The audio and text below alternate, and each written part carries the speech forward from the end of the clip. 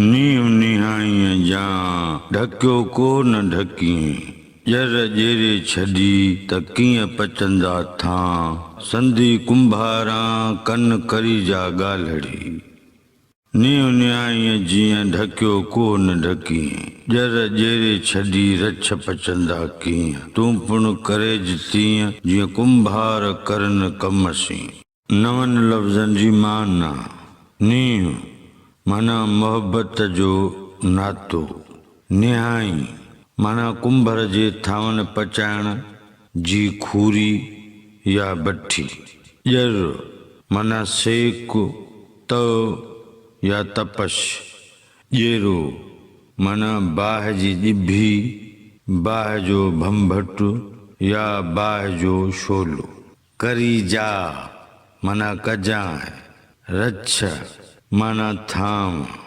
इहे ॿई बैत मज़मून मौज़ू ऐं मफ़हूम जे लिहाज़ खां हिक जहिड़ा आहिनि। इन्हनि ॿिन्ही बैतनि में इंसान जे लाइ, ख़ासि करे हक़ जे ॻोल्हाउनि जे लाइ, तरीक़त जी दुनिया में तालिब जे लाइ हिक मानवी नसीहत ऐं हिदायत बयानु थियल आहे। इन्हनि ॿिन्ही बैतनि जी सम्झाणी डॉक्टर नबी बख्श बलोच मुताबिक़ पेश कजे थी।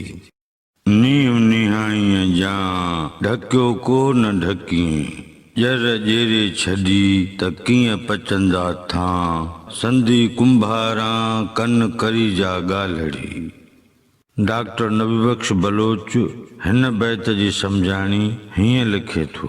ऐं तालिब, तूं पंहिंजो इश्क कुंभर जे थावन पचाइण वारी आवीअ वांगुरु लिकाए छॾ या ढके हल। तोखे ख़बर आहे त जेकॾहिं आवीअ मां किथां बाहि जो तव यानी गर्मी ॿाहिरि निकिती त कचा थांव पची कोन सघंदा। तूं इहा कुंभारनि वारी ॻाल्हि चङीअ तरह ॿुध ऐं सम्झ। नीव निहाईअ जीअं ढकियो को न ढकीं, जर जेरे छॾी रछ पचंदा कीअं। तूं पुण करेज तीअं जीअं कुंभार करन कमसीं।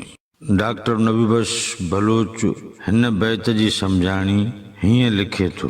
तूं पंहिंजे इश्क जी बाहि खे कुंभारनि जी आवीअ वांगुरु छो नथो ॻुझो रखीं। जेकॾहिं इहा बाहि जी गर्मी कंहिं तरह सां ॿाहिरि निकिरी वेई त पोइ थांव कोन पची सघंदा। तोखे खपे त तूं पाण कुंभारनि वारी कार करीं, यानी जीअं उहे कनि था, इश्क जी बाहि खे हरगिज़ ज़ाहिर न कनि, तीअं करीं।